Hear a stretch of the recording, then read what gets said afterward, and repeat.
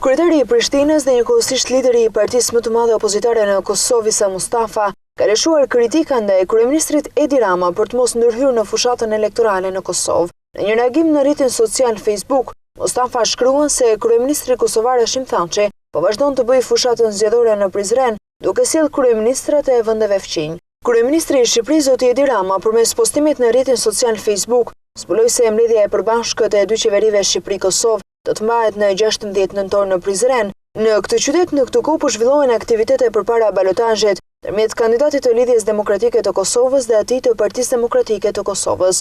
Në vazhdimsi vëret se Thaçi ka nevojë të ndërhyjë në aktivitetin zgjedhor të Prizrenit me kryeministra të vendeve fqinj ose të vendeve të tjera, shkruan Mustafa në Facebook. Gjithashtu ai thekson se Thaçi gjatë aktivitetit parasgjedhor ka organizuar tubime me kryeministrin e Shqipërisë dhe të Turqisë, e më pas në ndihmë erdhi edhe kryeministri serb. Nëse Thaçi ka nevojë që nëpërmjet ndërhyrjeve të tilla të krijojë avantazhe partisë së tij dhe kandidatit të tij për kryetar të komunës së Prizrenit, konsideroi se këtë nevojë nuk e ka zoti Rama. Shkruan mëtej lideri i LDK-s. Ai thotë se derisa Kosova respekton fushatën zgjedhore në Shqipëri, atëherë duhet të ketë një respekt reciprok.